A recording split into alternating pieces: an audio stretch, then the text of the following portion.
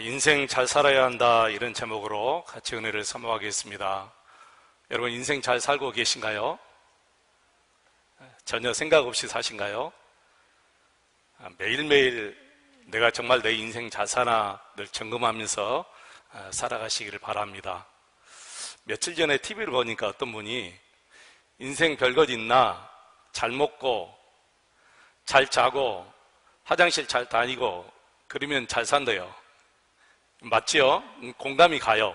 근데 몸만 가지고 있는 사람들은 그렇게 살면 잘 사는 거예요. 잘 먹고, 하루 세 끼 잘 먹고, 또 좀 여유 있으면 또 간식도 먹고, 그리고 또 잘 자고, 뭐 걱정할 거 있어요? 잘 자고, 그 다음에 화장실 잘 다니고, 그러면 잘 사는 거죠. 몸만 있는 사람들은 그렇게 사는 것이 잘 사는 것이고, 바른 정신, 바른 마음을 가지고 있는 사람들은 남 못할 일 시키지 않고 남 해치지 않고 사는 것은 잘 사는 거예요. 그게 요즘 얼마나 남을 해치는 일이 많습니까?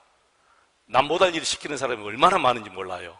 근데 바른 마음, 바른 정신을 가지고 사는 사람들은 남 못할 시키지 않고 삽니다. 제가 어렸을 때부터 저희 어머니께 귀에 못이 박히도록 들은 소리가 남 못할 일 시키지 말고 살아라. 응? 남 못할 일 시키지 말고 살아라. 그 말을 굉장히 많이 듣고 살았어요.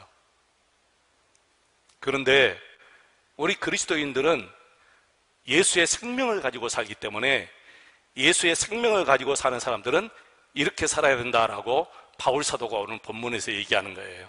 그래서 사실 빌립보서의 결론의 말씀이 오늘 8절 9절이고요. 그 다음에 10절부터 20절 말씀까지가 사도 바울과 빌립보 교회 성도들의 개인적인 어떤 관계를 지금 얘기하는, 그동안 개인적으로 받은 사랑을 지금 다시 한번 쓰고, 그 다음에 21절 22절이 마지막 공식적인 인사를 하고 빌립보서를 마쳐요. 그러니까 사실 오늘 본문 8절과 9절 말씀이 빌립보 서신의 결론이다, 그렇게 우리가 생각하면 돼요. 그래서 여러분, 빌립보서 서신을 마치면서 끝으로라는 표현이 있잖아요. 여러분 8절 말씀 끝으로, 이 말씀은 이 서신을 끝낸다 그런 의미보다는, 그런 의미도 있지만은 그런 의미보다는 내가 다시 한번 강조한다 그런 의미가 있어요. 내가 다시 한번 강조해서 얘기한다 그런 의미가 있어요. 그래서 3장 1절 말씀에도 같은 말씀이 있어요. 여러분 3장 1절 한번 보세요. 3장 1절 보면 끝으로 나의 형제들아 주 안에서 기뻐하라 그랬죠. 여기서 끝으로 그랬죠. 여기서 끝으로는 이 편지를 마친다 그런 의미보다는 다시 한번 너희에게 강조한다 그런 의미에서 한번 읽어보세요. 보세요. 내가 다시 한번 강조하노니 나의 형제들아 주 안에서 기뻐하라. 말이 되죠?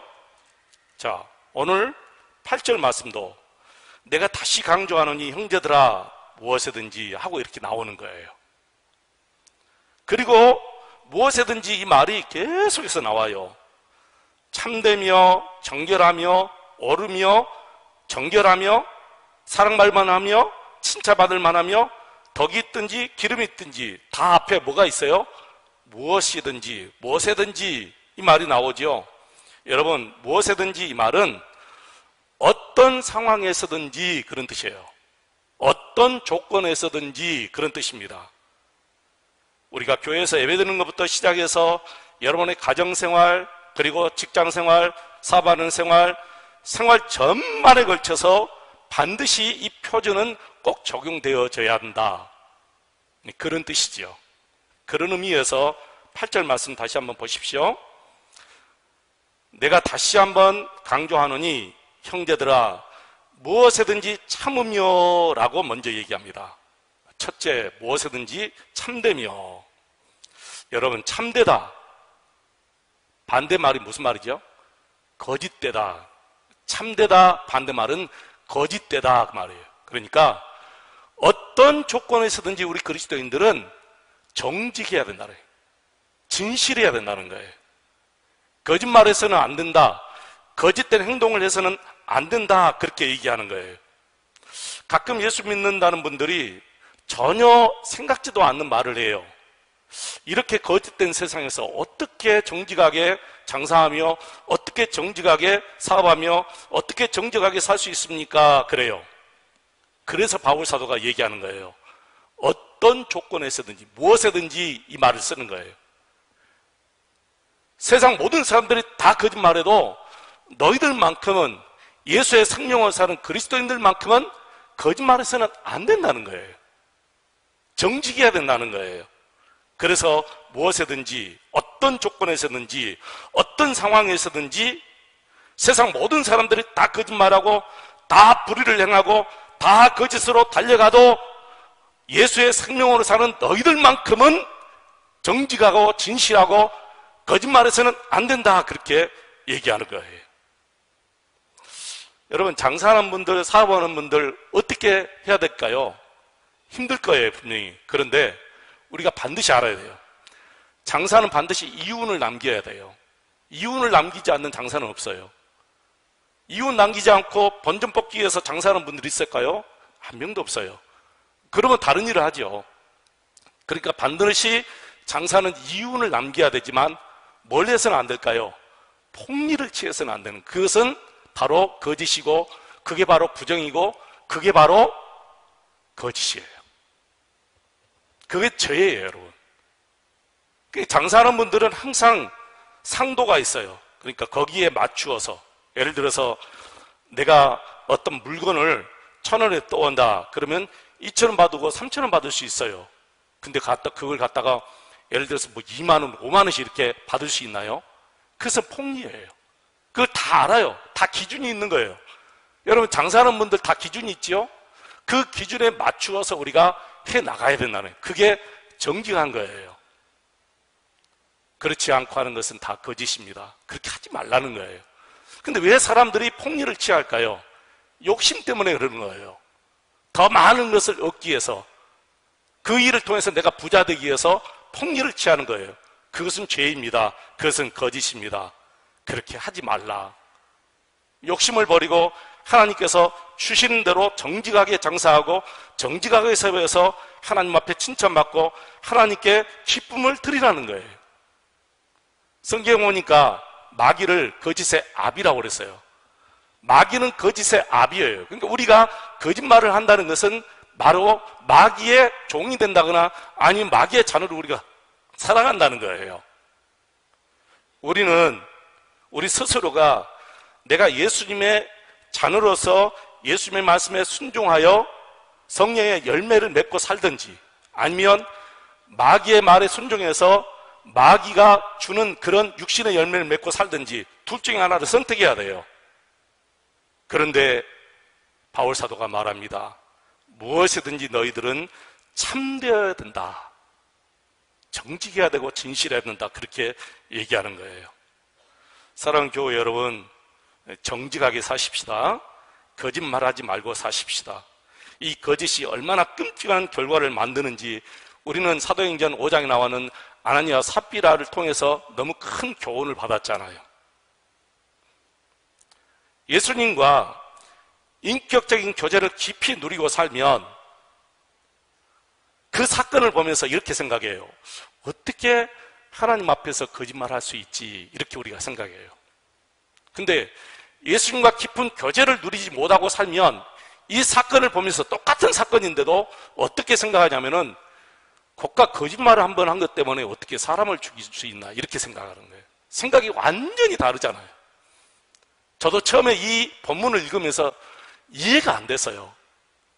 도대체 하나님이 내가 생각하는 하나님이 아닌 거예요. 어떻게 하나님이 거짓말을 한 번 했다고 사람을 죽입니까, 여러분? 그것도 부부를 동시에 거기서. 아마 처음 교회를 나오신 분이 이 본문을 설교를 들으면 아마 그분은 진짜 예수 안 믿을 것 같아요. 근데 정말 여러분, 예수님과 깊은 교제를 나누고 예수님과 하나 되어서 살아가면 이 본문을 보면서 딱 이런 생각을 해요. 어떻게 하나님 앞에서 거짓말 하려고 생각이나 할까, 이런 생각이 듭니다, 여러분. 그 정도로 우리 그리스도인들은 하나님 앞에서 참되게, 정직하게, 진실되게 살아야 된다, 그렇게 얘기하는 거예요. 제가 자주 부부관계를 비유로 해서 말씀드리는데요. 부부관계가 깊지 못하잖아요. 뭔가 서운한 데가 있어요. 그러면 부부관계 속에서도 숨기는 것들이 자동으로 많아져요. 여러분 그러지 않겠어요? 부부는 성경에 분명히 하나라고 했어요. 하나 되지 못하고 남편과 아내가 따로 이렇게 생활한다. 그러면 반드시 부부관계 속에서도 숨기는 것이 자동으로 있게 돼요. 비밀이 있게 된다는 거예요. 비밀이 계속해서 많아지는 거예요. 근데 부부관계는 비밀이 없어야 돼요. 그러니까 하나라고 얘기하는 거예요. 여러분 오른손이 하는 것 왼손이 모를 수 있나요? 이렇게 한다고 모를 수 있어요? 이거 감추고 이렇게 속에 감추고 오른손이 하는 것 왼손이 모른다고 할 수 있습니까? 오른눈이 보는 것 왼눈이 못 볼 수 있나요? 그렇게 할 수 없는 거예요. 우리 지체 안에는 내가 하는 것이 눈이 하는 것이 발휘하는 것이고 발휘하는 것이 눈이 하는 것이고 다 하나예요. 여러분 이게 하나 떼어놓을 수 없어요. 우리 예수님이 말씀하시는 거예요. 부부는 이제는 하나다. 너희가 전에는 둘이었는데 이제는 그리스도 예수 안에서 하나다. 하나다라는 것은 비밀이 없어야 돼. 더 이상 비밀이 없어야 된다는 거예요. 근데 왜 비밀이 있죠? 왜 비밀 자금을 만들어야 되고 왜 동선을 숨겨야 되고 왜 내가 아내에게 거짓말하고 김 과장 부모님 돌아가셨다고 거짓말하고 가야죠? 이거 다 부부가 지금 하늘에서 살지 못하기 때문에 그러는 거예요. 우리가 예수님과의 관계도 그렇게 여러분 맺고 살면 되겠습니까? 설령 부부니까 사람이니까 남편이 속이면 아내가 속을 수 있어요. 모르고 그냥 지나갈 수 있어요. 근데 우리 예수님은 우리의 모든 것을 다 알고 계시잖아요. 그러니까 예수님과 깊은 관계 속에서 거짓말하면 안 된다고 말씀하시는 거예요. 그러니까 그러시는 거예요. 내가 거짓말하면 내 안에 계신 예수님이 아시니까 예수님이 근심하셔요. 성령님이 내 마음에서 너무너무 그게 근심하시는 거예요. 그래서 참되어라, 정직해라, 진실해라 그렇게 말씀하시는데 주님은 말씀하십니다. 그게 어떤 조건에서만 아니라 어떤 상황에서든지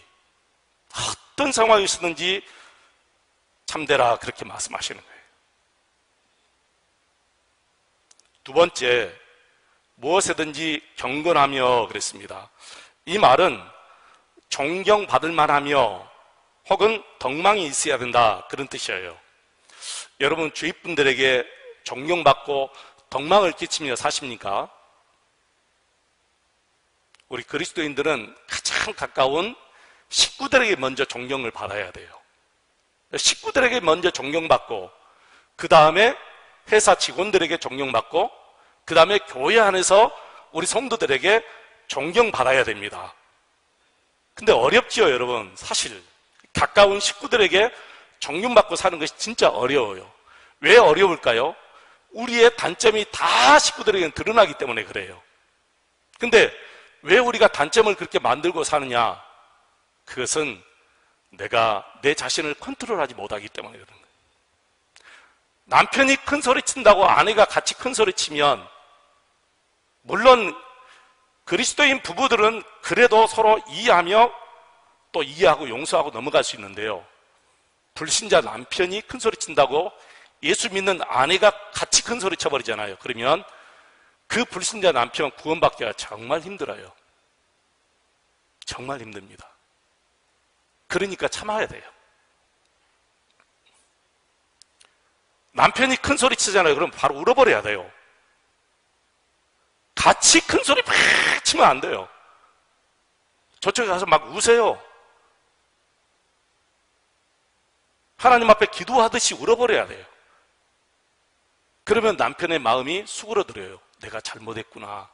근데 아내가 같이 큰 소리 치면 남편이 자기가 잘못한 거 전혀 모릅니다. 죽을 때까지 모르고 살아요. 그리고 죽을 때도 사과 한마디 못하고 죽습니다. 그러니까 우리 아내들은 항상 바로 그 즉시 죽어버려야 돼요. 같이 소리친다고 절대로 얻을 거 하나도 없습니다. 우리 그리스도인들은 모든 사람들에게 존경받고 덕망 있는 삶을 살아야 될 줄로 믿습니다. 식구들에게 존경받고 살아가시기를 축원합니다. 우리 교인들에게 존경받고 살아가시기를 축원합니다. 이렇게 살지 않으면 힘들다고요? 안 된다고요? 아닙니다. 우리 예수님이 마태복음 5장 38절로 44절 말씀 보면 눈은 눈으로 이는 이로 갚으라 하였다는 것을 너희가 들었으나 율법에는 이렇게 하라고 너희가 들었으나 그 말이에요. 나는 예수님이 말씀하십니다. 나는 너희에게 이르노니 악한 자를 대적하지 말라. 누구든지 내 오른편 뺨을 치거든 왼편도 돌려대며 또 너를 고발하여 속옷을 가지고자 하는 자에게 겉옷까지도 가지게 하며 또 누구든지 너로 억지로 오리를 가게 하거든 그 사람과 심리를 동행하라 라고 말씀하시는 거예요. 그러면서 43절에 뭐라 했습니까? 내 이웃을 사랑하고 내 원수를 미워하라 하였다는 것을 너희가 들었으나 율법에 들었으나 나는 너희에게 이르노니 너희 원수를 사랑하며 너희를 박해하는 자를 위하여 기도하라. 이렇게 살기 힘든데 어떻게 우리 예수님은 이렇게 말씀하셨을까요? 그리스도 안에서 내 자신이 죽으면 이렇게 살 수가 있다고 말씀하시는 거예요. 여러분, 우리는 이미 죽었어요. 내 자아가 이미 예수님께서 십자가에 달려 죽으실 때 나도 함께 죽은 거예요. 그리고 예수의 생명으로 다시 태어난 거예요. 예수의 생명으로 다시 태어난 사람들은 오직 하나님의 말씀에 그대로 순종하며 사는 것밖에 없어요. 여러분, 죽은 물고기는 물결에 따라서 그냥 쓸려서 내려가요. 근데 살아있는 물고기는 쓸려서 내려가는 것이 아니라 그 물살을 거스려고 계속해서 올라가요. 살아있는 믿음은 세상 풍조에 밀려서 따라가는 것이 아니고 세상 사람들은 그렇게 산다 할지라도 나는 오직 하나님의 말씀을 그대로 순종하며 올라가는 거예요. 그래서 성경은 죽은 믿음과 살아있는 믿음으로 구분하는 거예요. 죽은 물고기처럼 죽은 믿음이 있는가 하면 살아있는 물고기처럼 살아있는 믿음이 있어서 우리는 거슬려서 올라가는 거예요. 세상 시류에 따라서 흘러내려가는 것이 아니라 그것을 거슬려서 올라가는 거예요. 지금 여러분의 믿음이 죽었는지 살았는지 한번 확인해 보시기 바랍니다. 그 믿음을 가지고 여러분이 살게 되는 거예요. 우리 성도들은 세상 사람들에게 덕망을 끼치며 존경받는 분으로 남아야 돼요. 가정에서도 그렇게 살아야 돼요. 제가 이 빌립보서를 끝내고 직분자를 어떻게 할 것인가, 그 설교를 지금부터 준비하고 있어요. 정말 큰 일이에요. 교회 직분자를 세우는 것은 굉장히 큰 일이에요, 여러분. 성경에는 사도행전과 디모데전서 3장을 통해서 반드시 직분자는, 교회 리더는, 예를 들어서 장로님, 안수집사님, 권사님 정도 되신 분들은 반드시 성령 충만해야 돼요. 그리고 사람들에게 칭찬을 받아야 돼요. 주위 사람들에게. 세 번째는 지혜로워야 돼요. 여기서 지혜롭다는 것은 머리가 똑똑하다는 것이 아니에요. 자기 자신을 잘 컨트롤해서 모든 사람과 화목하는 것을 지혜로운 생활이라고 얘기해요. 그리고 디모데전서 3장에 보면은 남편은 한 아내의 남편이 되어야 되고, 이 말은 성적으로 남편들은 반드시, 교회 리더들은 반드시 한 아내의 남편으로서 가정의 바른 지도자가 되어야 된다는 거예요. 그리고 가정을 잘 리드해 갈 수 있는 지도자가 된다, 그렇게 얘기해요. 이게 안 되면 안 돼요, 여러분. 자, 그리고 이것은 우리가 잘 몰라요. 이것은 내적 증거이기 때문에 잘 몰라요, 여러분. 저분이 성령 충만한지 여러분 잘 아세요?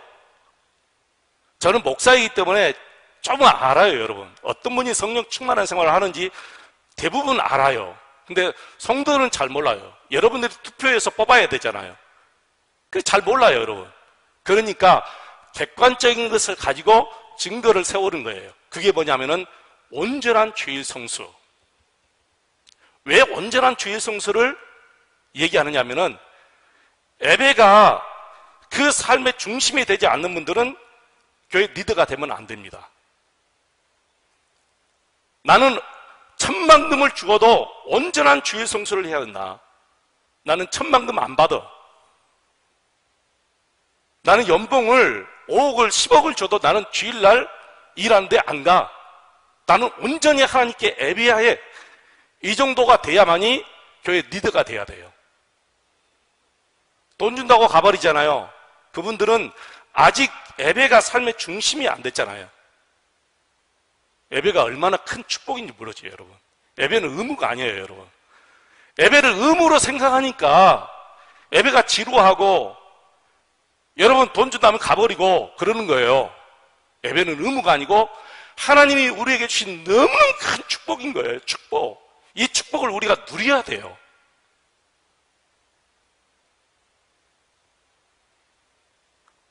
저도 예배가 의무로 생각했을 때는요, 찬송가 5절까지 하는 것이 너무 힘들었어요, 솔직히.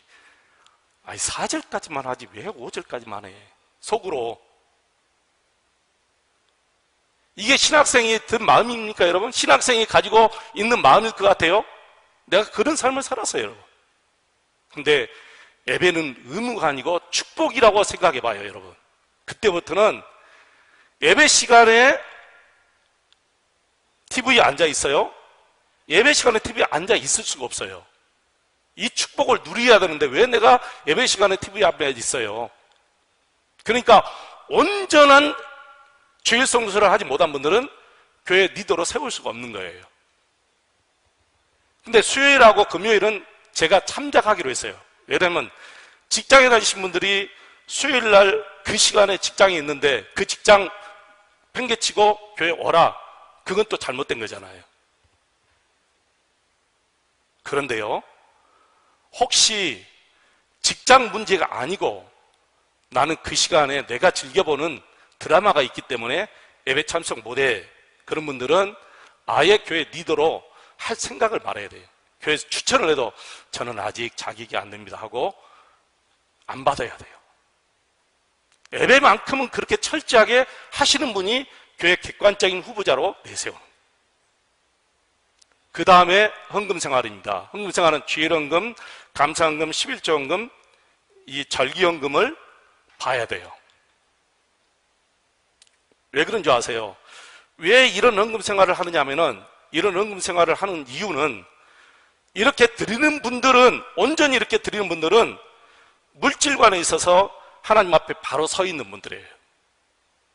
그런 분들은 물질 때문에 예수 버릴 수 없는 사람이에요. 목에 칼이 들어와도 그분들은 예수 때문에, 물질 때문에 예수 못 버려요. 예수를 위해서 순교하시는 분이. 그런 물질관을 가지고 있는 분들은 어떤 분이에요? 내 모든 것을 다 하나님께로부터 왔다라고 생각해요. 그러니까 드리는 거예요. 드리고 난 다음에 나머지는 하나님께 맡기는 거예요. 하나님이 책임져 주셔. 내 직장도, 내 사업장도, 내 모든 것 다 하나님이 책임져 주셔. 이렇게 생각해요. 그래서 이런 분들이 교회 리더가 돼야 됩니다. 또 한 가지는 혈기를 잘 다스릴 줄 아는 분이 교회 리더가 돼야 돼요. 여러분 그러잖아요. 권사님, 안수집사님, 장로님 될 정도는 자기 자신의 혈기를 컨트롤하지 못하면 어떻게 여러분 리더가 될 수 있겠어요? 안 되죠. 제가 아는 목사님 한 분이 큰 실수를 했어요. 이 새벽에 신고 강대성 올라오는, 옛날에는 다 신발 벗고 슬리퍼 신고 올랐잖아요. 그 슬리퍼를 벗어가지고 권사님에게 던져버린 거예요. 바로 그 즉시 그 교회에서 떠나야 돼요. 자기 자신을 컨트롤할 수 없는 분들이 교회 리더가 될 수가 없는 거예요. 우리가 그걸 잘 모르잖아요. 교회에서는 장로님, 집사님 하니까 몰라요. 가정에서 잘 컨트롤할 수 있어요. 자기 감정을 잘 컨트롤할 수 있어요. 그래야만이 교회 리더가 되는 거예요. 나는 앞으로 우리 교회가, 우리 목포 세안교회가 이런 큰 분들, 진짜 가정에서 이렇게 정령받고 사회에서 정령받고 성령 충만하고 지혜롭고 자기 자신을 잘 다스리는 이런 분들이 정말 리더가 세워져야 된다, 이렇게 생각합니다. 세 번째, 무엇이든지 오르며 그랬습니다. 무엇이든지 오르며, 여기서 옳다 이 말은 의롭다, 의로워야 된다, 정의롭다, 그런 뜻이거든요. 사실 이 말씀이 특히 정치하는 그리스도인들에게 주시는 말씀인데요, 정치하는 그리스도인들은 어느 정당에 딱 소속되잖아요. 그러면 그 정당에서 정하는 당론이 있어요. 자신이 생각하고 정당에서 당론을 채택하는 것이 틀려버려요. 그러면 어떻게 해야 되죠? 그러면 정의로운 편에 서야 돼요. 의로운 편에 서야 돼요. 근데 대부분은 의로운 편에 못 서고 정당 편에 서버려요. 특히 아주 쉬운 신뢰로 지금 정치권에서 가장 화단 뉴스가 뭐냐면은 성소수자를 차별하지 말라, 성차별금지법을 제정하려고 하죠. 여러분 생각해보세요. 우리가 언제 성소수자를 차별했나요? 우리는 차별하지 않습니다. 그분들이 우리 교회에 오면 우리는 당연히 그분들을 모셔야 돼요. 차별하지 않아요. 죄를 지적하다 뿐이죠. 그것은 하나님 앞에서 죄다라고 지적하는 것이지 차별하는 것은 아닌 거예요. 여러분, 어떻게 목사가 강단에서 죄를 지적하지 못합니까? 그것은 벙어리를 세우는 건 마찬가지잖아요. 말하지 못하는 사람을 이 강단에 세워서 여러분 설교가 어떻게 할 수 있어요? 죄는 죄로 지적해야 되는 거예요. 근데 예수 믿는 그리스도인들이 당론에 따라서 결국에는 자기 목소리를 내지 못하고 그걸 찬성하는 거예요. 성차별금지법에 찬성해버리는 거예요. 그리스도인들이 그래요. 집사님이 그렇고 장로님이 그래요, 여러분. 그런데 정말 독실한 그리스도인들은 당론 따르지 않고 반대표를 던지더라고요, 보니까. 근데 그분들이 많지 않아요. 그래서 무엇에든지 그러는 거예요. 어떤 조건에서든지, 어떤 상황에서든지 너희들은 옳게 살아야 한다, 의롭게 살아야 한다, 그렇게 얘기하는 거예요. 네 번째 뭡니까? 정결하라. 무엇이든지 정결하라 그랬죠. 여러분, 이 정결은 깨끗하고 흠이 없는 삶을 얘기하죠. 여기서 정결은 주로 가정을 이야기할 때 쓰는 단어입니다. 부부간에 순결하라, 부부간에 깨끗하라, 그런 의미에서 정결하라, 그런 뜻이 있는데요, 더 깊은 뜻이 하나 있습니다. 우리 그리스도인들은 예수님의 뭐예요? 신부예요. 우리 그리스도인들은 예수님의 신부예요. 그러니까 예수님의 신부로서 정결한 삶을 살아야 된다, 그렇게 얘기하는 거예요. 나는 우리 그리스도인들이 가정에서 부부가 정결해야 되고, 그리고 하나님 앞에서 그리스도의 신부로서 반드시 정결한 삶을 살아야 된다고 생각합니다. 왜 이 두 가지가 계속해서 맞물려서 나가야 되느냐? 가정에서 부부가 정결하지 못하면 그 가정은 허물어지게 되는 거예요. 여러분, 머리에 지은 집은 반드시 허물어지게 되어 있어요. 반드시 조금 시간 차이뿐이지요. 반드시 허물어져요. 그래서 부부간에 정결하지 못하면 가정이 반드시 무너지게 되어 있고, 그리고 내가 예수님의 신부로서 하나님 앞에 정결하지 못하면 내 신앙은 반드시 무너지게 된 거예요. 그래서 이 두 가지를 우리가 계속 잡고 가야 돼요. 부부간에 정결해야 되고, 내가 하나님 앞에서 신부로서 정결해야 된다. 요즘 계속해서 정치인들이 뭐 경제만 얘기하는데 그들 눈에는 그게 옳죠. 그러나 정말 그리스도인들 눈으로 볼 때는 그게 옳은 게 아니에요. 젊은 사람들이 가정에 온 정성을 다 쏟도록 정책을 만들어야 돼요. 가정을 중심으로 이루어져가는 정책을 만들어야 돼요. 경제 하다가는 가정이 다 무너지는데 나중에 경제만 좋아서 여러분 뭐 할 것입니까, 여러분? 솔직히 제가 아는 집사님 한 분이 계시는데요, 이분은 두란노 아버지 학교를 졸업하고 예비 부부 학교를 졸업했어요. 근데 이분이 바람을 피운 거예요. 너무너무 안타까운 거예요. 여러분, 배운다고 다 되는 것이 아니에요. 배운다고 다 바른 길을 가는 것이 아니에요. 매 순간순간 내가 예수님과 친밀한 관계 속에서 깊이 예수님과 교제하고 동행해야만이 이런 모든 유혹을 이길 수 있고 이런 미혹에서 벗어날 수 있지요. 그렇지 않으면 두란노 아버지 학교, 할아버지 학교를 졸업해도 유혹을 이길 수 없습니다. 여러분. 정결한 삶을 살아야 됩니다. 부부간에 정결해야 되고 예수님의 신부로서 우리가 정결한 삶을 살아야 돼요. 다섯 번째로 무엇이든지 사랑받을 만하며 그랬습니다. 이 말은 매력적이다 그런 뜻이죠. 참 저 사람 매력적이다 그런 뜻인데요. 너무 사랑스러워서 어떤 것을 보면 갖고 싶어하는 그런 마음. 그러니까 이 말씀은 이래요. 참 저 사람 매력적이다. 저 사람과 함께하고 싶다. 저 사람 옆에 서고 싶다. 그런 뜻이지요. 성경을 보니까 매력적인 사람이 있어요.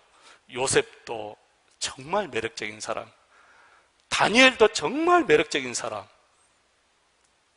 다윗도 실수가 있었지만 정말 매력적인 사람, 사도 바울도 정말 매력적인 사람. 여러분들은 이분들 옆에 서고 싶지 않습니까? 이분들 만나보고 싶지 않아요? 정말 만나보고 싶죠. 우리 하나님 나라에 가면 노아도 만나볼 것입니다. 에녹도 만나볼 것이고 이 요셉도 만나볼 것이고 다니엘도 만나볼 것이고 다윗도 만나볼 것이고 바울도 역시 만나볼 것입니다. 나는 저와 여러분이 매력적인 삶을 살아서 모든 사람들이 항상 내 뵙기를 원하는, 모든 사람들이 항상 나를 기뻐하고 좋아하는 그런 삶을 살아가시기를 축원합니다. 여섯 번째로 무엇이든지 칭찬을 만하며 그랬습니다. 무슨 일을 하든지 칭찬받을 수 있는 사람. 여러분 어떻게 해야 칭찬받을 수 있을까요? 일을 잘하면 칭찬받을 수 있을까요? 천만의 말씀이에요. 아무리 일을 잘하고 매끄럽게도 사람 앞에 칭찬받을 수 없습니다. 어떤 사람이 칭찬받느냐? 꾸준한 사람, 성실한 사람, 변하지 않고 계속 꾸준한 사람을 칭찬합니다. 모든 일에 꾸준해야 돼요. 예배생활 꾸준해야 되고 기도생활도 꾸준해야 되고 헌금생활하는 것도 꾸준해야 되고 봉사하는 것도 꾸준해야 되고 모든 것에 꾸준할 때 사람들이 칭찬하지 몇 번 하고 안 해버리고 칭찬받을 수가 없는 거예요, 여러분. 마지막으로 무슨 덕이 있든지 무슨 기름이 있든지 이것들을 생각하라 그랬어요. 여기서 이 말씀은 이렇게 생각하면 돼요. 내가 이렇게 살았으므로 사람들에게 덕을 끼치며 내가 기름을 받는다. 여기서 기름 받는다는 높임을 받는다 혹은 추앙을 받는다 그런 뜻이거든요. 기름이 있든지, 그러니까 이런 모든 생활 속에서 내가 덕을 끼치며 높임을 받고 추앙받을 때 이것들을 생각하라. 그래, 이것이 다 하나님의 은혜야. 이걸 생각하라는 거예요. 하나님이 주신 은혜라는 것을 여러분이 꼭 아셔야 된다는 거예요. 여러분이 가지고 있는 것, 여러분 지혜로, 여러분 실력으로, 여러분 수고로 얻은 것 하나도 있습니까, 여러분? 그게 교만이에요, 여러분. 그렇게 교만한 사람은 하나님께서 다 대적하셔요. 하나님이 쓰시지를 않아요. 어떤 사람이 겸손한 사람입니까? 모든 것이 다 하나님의 은혜입니다. 모든 것이 다 하나님의 은혜입니다. 저 들에 핀 꽃을 보면서도 이것이 하나님의 은혜입니다 라고 고백하는 분, 작은 새싹 하나 보면서도 이것도 하나님의 은혜입니다 라고 하는 사람, 오늘 가게를 여는데 한 사람밖에 안 왔어요. 그것도 하나님의 은혜입니다 라고 하는 사람, 모든 것을 다 하나님의 은혜라고 고백하는 사람, 그런 분이 겸손하고 하나님께 축복받고 그리고 더 큰 하나님의 은혜를 입고 살 줄로 믿습니다. 마지막 9절 말씀을 보겠습니다. 같이 한번 읽겠습니다. 너희는 내게 배우고 받고 듣고 본 바를 행하라. 그리하면 평강의 하나님이 너희와 함께 계시리라. 아멘. 사랑하는 여러분, 오늘 바울 사도를 통해서 우리가 이 말씀을 배웠습니다. 그리고 이 말씀을 받았습니다. 들었습니다. 이제 우리가 해야 될 일은 뭡니까? 행하는 일밖에 없어요. 행하지 않으면 이게 또 아무 필요 없는 거예요, 여러분. 누가복음 6장 46절 말씀 보면 정말 예수님이 안타까워서 하실 말씀이 있어요. 너희는 나를 불러 주여 주여 하면서도 어찌하여 내가 하는 말은 행하지 않느냐? 어찌하여 내가 하는 말은 행하지 않느냐? 왜 입술로는 주여 주여 하면서 내가 하는 말은 행하지 않느냐? 하라고 탄식하는 말씀이 있어요. 오늘 이 말씀을 우리가 바울 사도를 통해서 우리가 배우고 듣고 받고 그랬습니다, 여러분. 들었어요. 이제 우리가 할 일은 행하는 밖에 없습니다. 여러분, 매일매일의 삶 속에서 이 말씀을 꼭 듣고 행하시기를 주의 이름으로 축원을 드립니다.